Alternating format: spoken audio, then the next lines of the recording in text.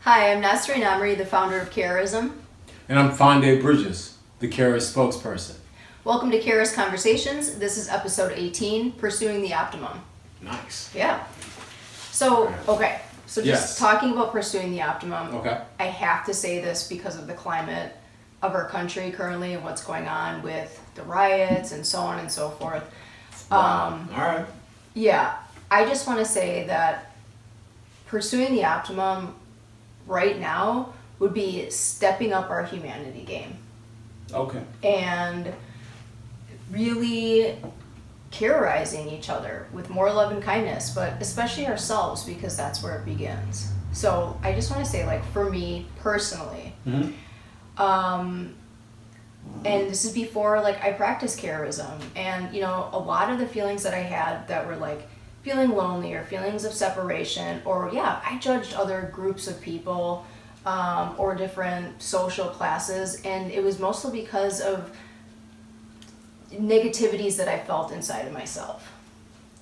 Absolutely. And so through the process of terrorizing myself and feeding myself more healthy words, those barriers slowly started to lift. And I could just look at anybody dead in their eyes and see myself in them, and vice versa. I could see my humanity in someone else. And I believe that is truly what heals all the separation that exists on the planet. That's excellent. And that's pursuing the optimum. Excellent. Yeah. So, okay. Should we pick a healthy word of the day? Let's do it. Which one? You go ahead. I'm not even going to go for a color today. I'm just going See what your hand brings. to. Mm-hmm. Yeah. All right. Cherish. Cherish the love. All right. Cherish. All right. Or, I don't know. Bingley might be cherishing A a snack. spider web that he ate or something. He's been. Okay. It's So been very cherish. active. Yes. Can you look up the healthy word cherish for us, I please? sure will. Thank Okay. you so much. Cherish. I love that word. I feel like we don't use it very often.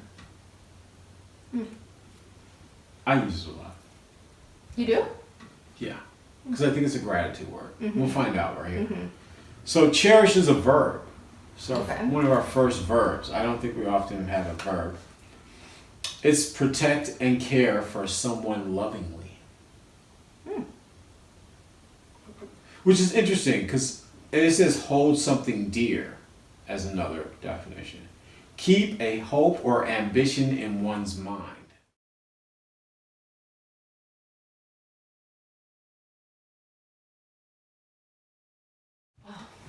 A lot of These- good definitions. So it's an action of doing. Mm-hmm. You know, and so for me, I feel like I use the word a lot. I happen to have begun that process with my oldest daughter, Ziana, Mm-hmm. cherishing the moments. And then I have 4 kids. So now it's a part of my positive psychology practice. I feel like I play with that word. How about this? I treasure cherish. Mm-hmm. Because it sets up gratitude. It's like that. It's the consciousness for me to acknowledge that something has value to me Mm-hmm. or someone, Mm-hmm. yeah, or a moment, or whatever the case is. Yeah. So I do my best to cherish every single breath. Is kind of my meditation. Yeah. You've been on that since we met. Yeah. Is that right? Mm-hmm. Yeah, I hope. I mean, that's one of the wrong. examples that you gave me, which is really intense, but you were like, we were talking about gratitude, and you're like, well, I don't know if you said the word cherish, but we were talking about gratitude, and you're like, I'm grateful for air, and I'm like, okay, Yeah, I guess yeah. I take air for granted, you know, and you're like, yeah, well, if, you know. Without that, it becomes real easy to cherish. Yeah, someone's holding you underwater, or you lose air in any kind of fashion. Yeah, you get You choked know. out. I mean, Yeah. wow. I mean, what are we really talking about in America right now? That's what I'm saying. Like in America right now, we're talking about this. Mm-hmm. In 9 minutes, a man could not breathe, Right. and it becomes very obvious what is valuable in life when you don't have access to air. Right. Everything else really does become less important. And yeah, it's how I keep humble. Because I would say, I mean, maybe I don't even have a word to describe how I feel about myself, but I will say maybe I'm a little Stanish, or a little, Stanish is a term my kids standing someone. Oh, okay. Yeah, it's from the Eminem song Stan, but because you're like a intense fan of someone. I am definitely a fan if I'm not a stan of myself, right? And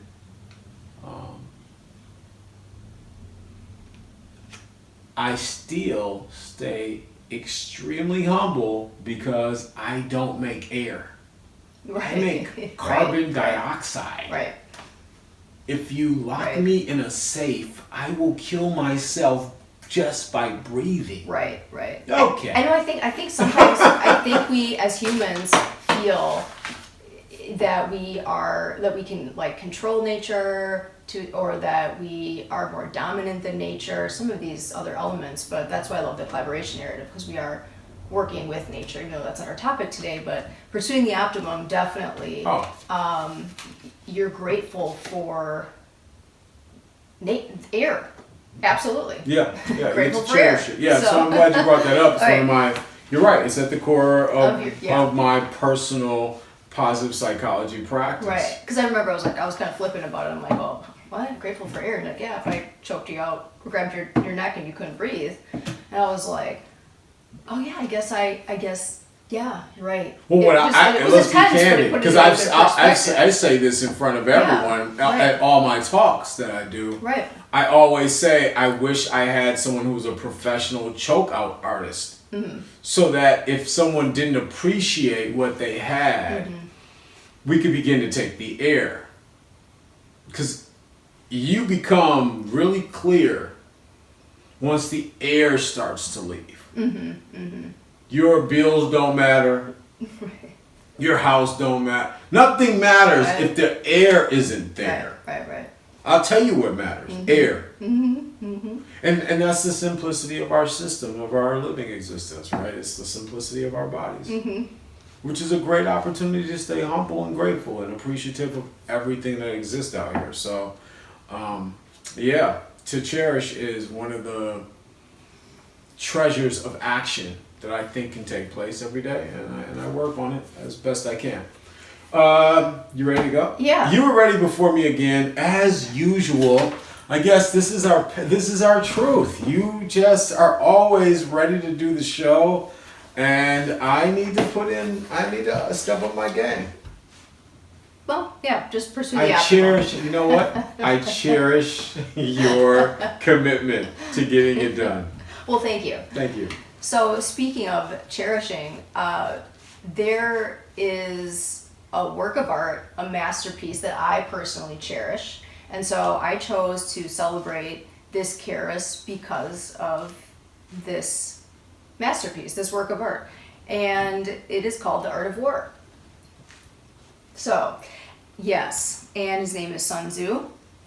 And this dude really pursued the optimum, but it's kind of crazy because you're like, okay, Art of War, but he is arguably one of the greatest war leaders and strategists ever, and also a philosopher on leadership and conflict management, and his strategies they've been used over the centuries up until current time, and I think it's so.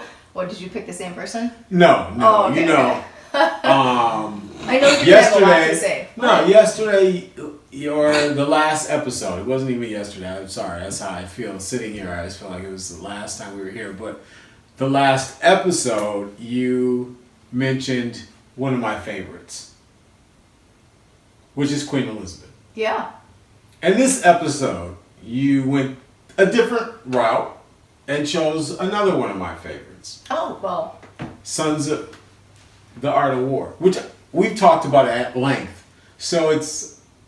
Then you might cherish the rest of what I have to say, since you really... I cherish that you chose Sun Tzu at all. Yeah. But it's interesting to me that if I could have two parents, and my parents were remarkable for who I am. If I could have chosen, I would have gone Queen Elizabeth and Sun Tzu. I probably would have picked those two.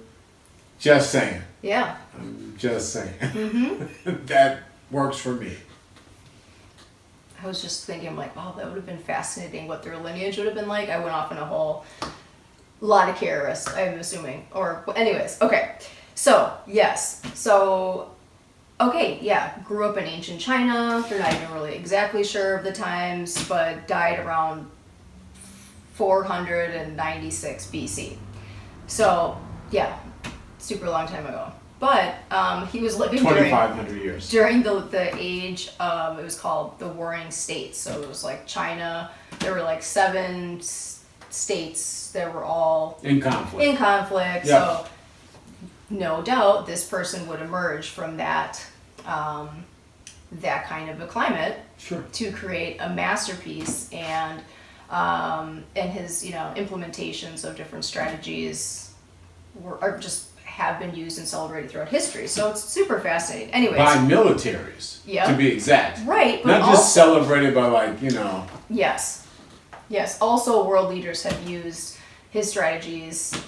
Yes. Yes. But what I love is that his strategies and philosophies have then been used to pursue the optimum in sport, in business. Oh yeah. In like all these other realms, politics and personal self-management, which when I was going through, the beginning where I really wanted all the negativity removed, I read The Art of War and I used a lot of the strategies because there wasn't necessarily, an enemy outside of myself that was fighting me. It was the enemy within. Okay. So I used a lot of those strategies in those battles of removing, negative thoughts about myself or old programs that of course didn't serve me. Yeah. Okay. So, quote, the supreme art of war is to subdue the enemy without fighting. Basically the best way, the optimum way, is to win without fighting at all. So, I love that. Yeah. I love that. Now, there's some other cool principles that I just thought were very characteristic, kind of similar to some of our Carrorist principles. Go on. And one is, in the midst of chaos, there's an opportunity. So it's kind of like seeing adversity as an ally. It was just like a very that's right. positive way. Yeah, I understand. Positive mindset, positive way to see it, and you not feeling victimized by your circumstance, but being like, okay, it's chaotic, but there's definitely something to be learned here. There is an opportunity. Can I just say that just for this show, just in this marker of time, I just got off the phone with my youngest daughter, and we talked about the events occurring in America right now. And spending 44 and a half, not 46, sometimes it feels a little extra, but 44 and a half years as an African American male born in 1975, I want to say that the most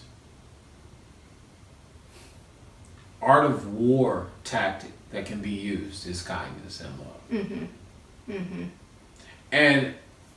And it's because in the art of war, one of the small nuances is, can you produce and manufacture the resources?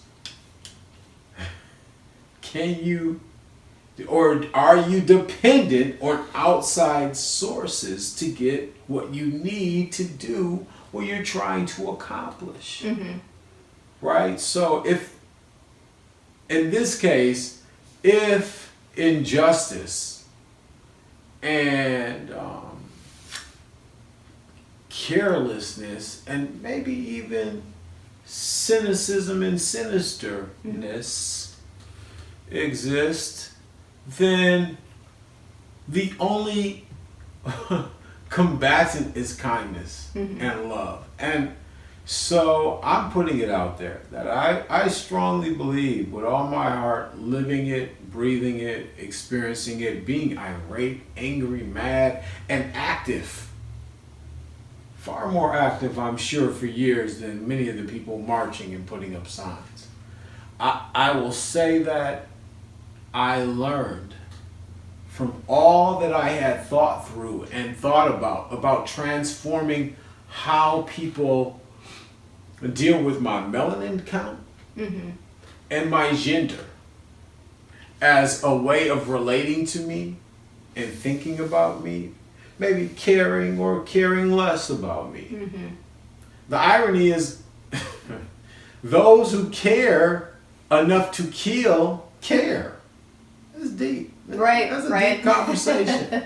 So those who care or care less about it, the real thing that can be used to counter the negative impact of all these choices, decisions, ideas, ideals is loving kindness. And so when you bring up Sun Tzu, when I think about the response to the terror that people feel, I get excited about the care that must be done. The loving kindness that must consciously be done in a heroic way, despite the uncertainty and the adversity. And I understand how the healthy words play a central and those are the resources. Those are the essential resources. role in maintaining a vibration that produces positive outcomes. Right? I mean, there's a lot I could talk about this subject, Slim. I don't really talk about it too much. But you brought up Sun Tzu, and I'm a big fan. I'm a huge fan. Well, me too. Sun He is Tzu. definitely a Carrorist that I cherish. Yeah. Yes. Yeah. You got another quote on there? No. So, okay, right. So I just said that he had a couple principles that were very characteristic, and the other one is know yourself and know your enemy. And I love that because once again, through my Carrorist practices, once I found out what the negativities were, I worked on those, and I fed myself more healthy words. I was like, I don't have any enemies. I have no enemy. Okay, so that. Here we go. Yeah. I gotta say more about this. You picked Sun Tzu at a very unique second in history for me to feel open enough to share this. I am upset. I am young. I am right after, really, Rodney King, riot, angry, teenage boy. It's 1992, 93, 94, 95. That's 25 years ago. 26, 27, 28 years ago. Yeah. And I'm upset, and my response is similar to the people protesting. I want to burn it down. I want to ransack the Target. I want to get my reparations because I really, need a new juicer or two because it's in aisle 18 of Target. I'm really serious about that. I need to run in and get it, get my cart, push it through, make it happen. And after I'm arrested, I'm at my mother's house because I needed a place to go in order to serve my probation because I was angry, upset, mad. And my mother puts The Art of War on my stomach when I wake up one day. Aww. Well, I love that you're saying I aw. was like, aw, what a good mama.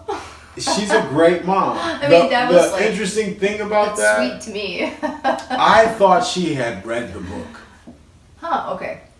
And the way I work is, my dad was a minister. I've read the Bible 3 times, from first to last page, 3 times. King James, that's the one he read. There's other versions, and I've read some of those.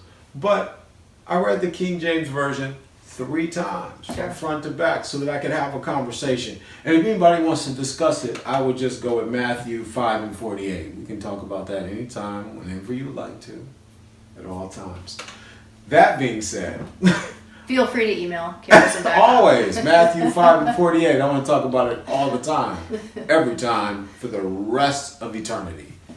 So, that being said, I read it through and through 3 times. I read The Art of War and fell in love with Sun Tzu, and believe my mother had read it. Mm-hmm. And because she was a Black Panther at one point. So I thought she was like, Art of War, you need to step your game up. You don't even know the game. Right. Right? And I'm reading The Art of War, and I'm like, oh. And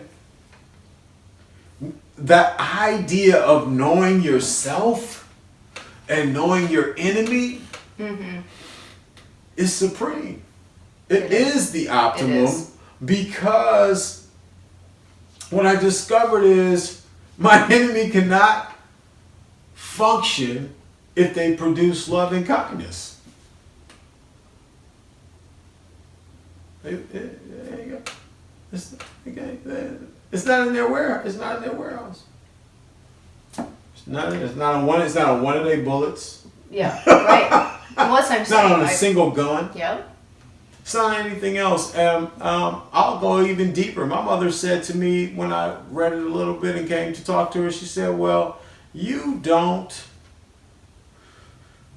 control the water.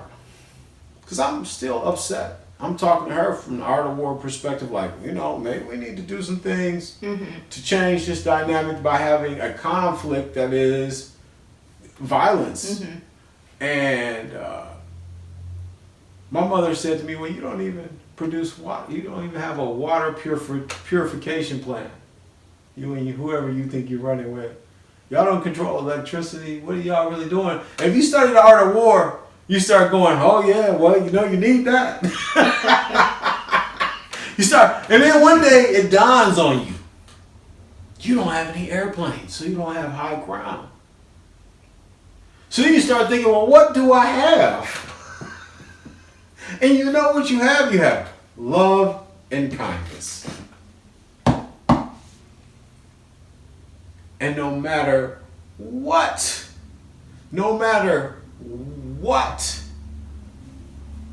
your enemy does, if they start manufacturing love and kindness to combat your love and kindness, y'all gonna end up in a love and kindness collaboration instead of a conflict. And that's a conversation for another day. I already went so far, but it's my favorite. It's my Sun Tzu is great. I'm all about the Queen Elizabeth because of how she's governed over the years.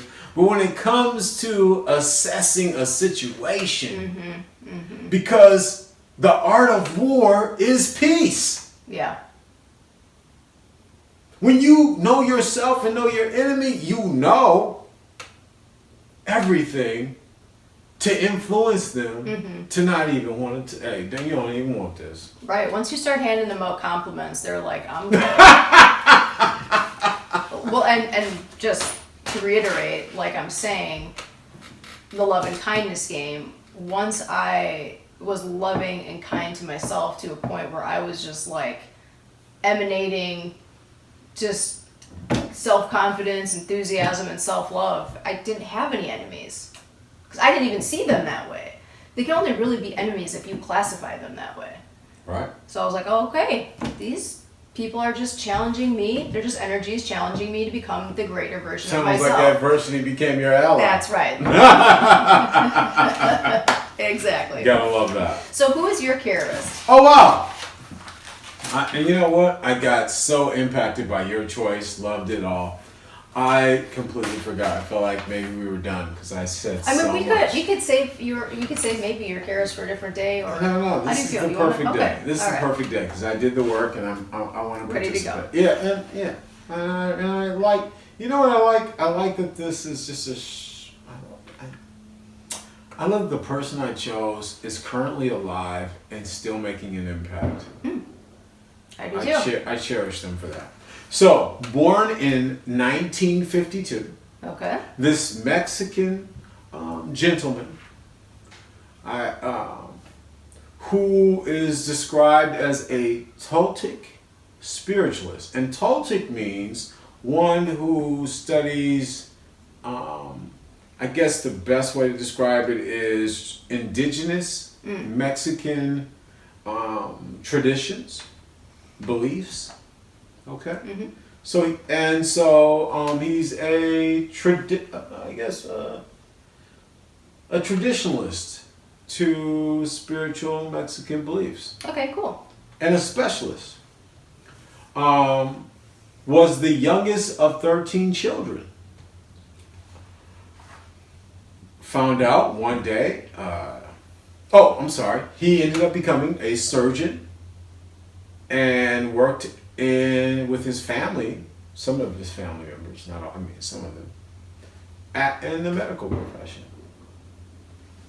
The interesting thing about that, just thinking about his work, just to have a little comment, is that he was in the medical profession, yet it seems on a deeper level he might have been a healer, and that was the secular way. Yeah, makes sense. Of how he connected, and then he ended up having a car accident that almost killed him. It was a near fatal accident. Okay. And going through that process, had a conversation with his mom, and went literally was like, I gotta figure out my life for real. He ended up being the student of a Mexican shaman, the apprentice. After that, he moved to the United States. He began to combine traditional or Toltec indigenous Mexican beliefs with modern insights and scientific perspectives, which caused him to finally land on creating a series of books to assist people in living an authentic life.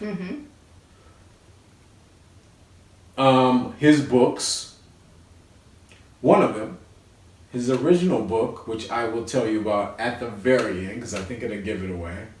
His original book stayed on the New York Times bestseller list for a decade.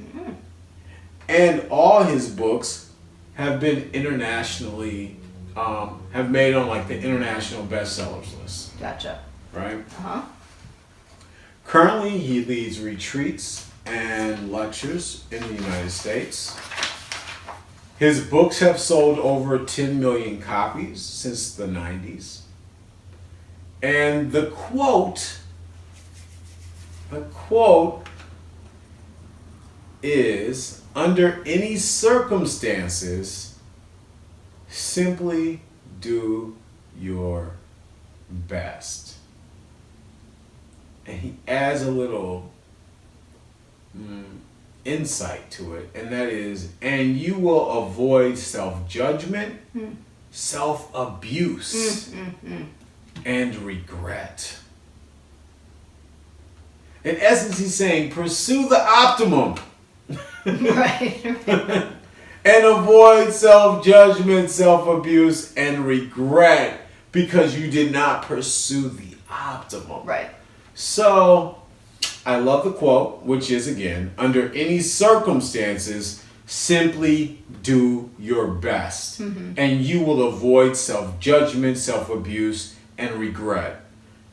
His pen name is Don Miguel Ruiz.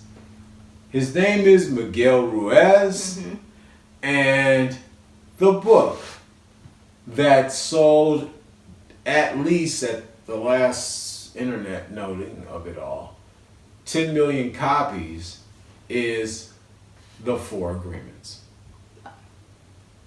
Yeah. Pretty awesome. Pretty great dude.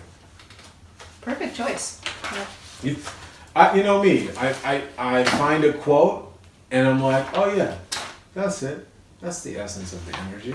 Yeah, you never think about the person first. I don't, ever. I don't ever think about who they are. I kind of go all over the place. It might be something like a news article I saw that day, or it could be a dream I had the night before about a person. Yeah. Well, do we have a question of the day? You know what? Otherwise, Go on. I personally have one for you. Wow. And I know we talked about. So can I just say yes? this? I can't find the question of the day list that I have, so this is perfect because I was going to tell you, you know what? I've been dealing with some adversity and uncertainty. As we do. As we Daily. Right. So we, You have a question for me? well, yeah, What a great it episode. was interesting because, we kind of had touched the base of what the question was going to be. Like, we Yeah. already kind of went through a little bit, but I'm just going to ask you a specific question. So, Yeah, please. as an African American male Wow. and a Carrorist, Okay.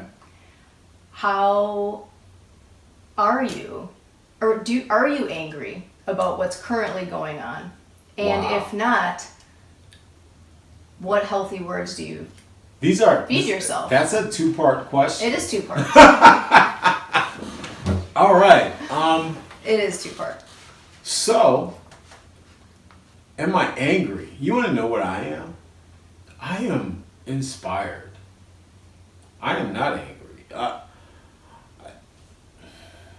Right, like because you had talked briefly, and you You said know that you I'm were about to angry tell when you you. were younger. Yeah, and I'm about to speak plain right now. For those of us that understand the history plain, just super clean, right? Mm-hmm. Like the beginning of America's revolution begins with a black man being shot Mm-hmm. by the British police. Okay? That's the beginning of the conversation in my mind. That's the beginning of the American Revolution. You can go look it up. But he got shot and killed first. Mm-hmm. Okay. Here we are, America. A couple years later, call it a few centuries. A few centuries later, right? And I feel inspired because more than just African Americans being upset, people are upset. Mm-hmm. Humanity's upset right now. And humanity's upset because it's inhumane to treat each other this way. Mm-hmm. And the responsibility and the privilege of being African American and a male in this country is that you may end up sacrificing your life to teach humanity that there's a better way. You might end up giving your life to that. Mm-hmm. Every time you walk outside your door and you interact with those people who may be ironically of the same or different skin tone as you. So I'm inspired because, as I told my daughter tonight, I cannot believe you asked me this, but I appreciate how things unfold. I said, I've got a book that I purchased. It was an expensive book, actually, $150. I don't think there's a book I've paid more money for in my life. And it's a collection of lynchings. And the lynchings are from the 1900s, maybe the late 1800s until the 1960s. And these lynchings have a lot of postcards. And I said to my daughter today, she said, I can't believe you're not upset. I said, well, that's because people used to lynch black men, take photos, and sell the postcards and mail them to people about how they went to a good lynching that day. Mm-hmm. So if I am on one side where the lynching and burning of the body, the mutilation and such that goes on with that process, Mm-hmm. and postcards could be made and they could be mailed out and people would celebrate such a thing, a picnic, if you will, that could happen. And now here I am 100 years later which goes to show you, for so many people that feel like it's deeply unjust, that it's horrific, that it is terror, that it is terrifying that these things could occur. What I'm saying is that progress inspires me. Which is deep, I know to say. But I see the progress. Because people care. That's remarkable. I appreciate it. You know, my predecessors, my ancestors, they didn't have the luxury of cell phones and perhaps that other people would catch a glimpse of the atrocities. But they continue to walk in a certain type of faith to see that I exist. Right? So, yeah. So then in essence, inspiration is one of the healthy words. So the healthy word that I give myself all the time is understanding. I want to understand everybody's position. And then the other one I give myself is, I would say easily, is forgiveness. Because I, probably more than most, because I love words and healthy words, I understand unhealthy words. And so I have forgiveness for all those who have been socially programmed to dismiss their humanity for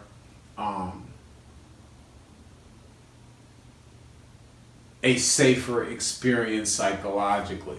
Well said, yeah.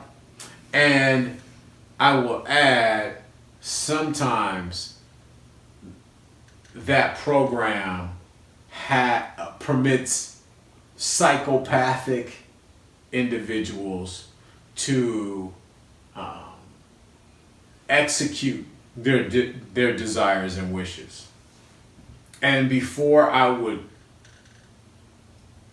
big brush any group with the same psychological behaviors as psychopath murderers, I have grown to understand that any group will have some psychopathic murder crazies in it. No doubt, no doubt. And so I forgive the group. And for those who lean in this psychopathic murder, mayhem, killer behavior, I understand that they too are tools of transformation. Right. Because they wouldn't work with such ease in these,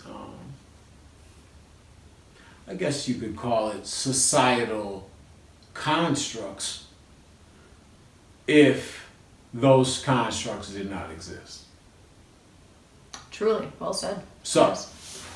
Well, to your questions, that's what I have to say. I've got some beautiful. understanding and some forgiveness, and more than anything, you know, the final healthy word that I would say that I walk away with is, and maybe it's not a healthy word as much as a healthy word phrase, which is do more. What can I do more today? Carrorising. Yeah. That's what I would say. So I'm saying. Right. So I cherish the opportunity to take a beneficial. How sweet is it for me, as an African American male, to present humanity with healthy words and terrorism as my response to terror and all the language and violence that comes with it. I'm overjoyed to be a part of that. And Well, I absolutely cherish you and that you are the Cherish spokesperson. So, well, thank you. All right. thank you. So, are we done? Yeah, like we always say, Be kind to yourself and everyone else. and keep on Carrorising. All right. Thank you. Bye.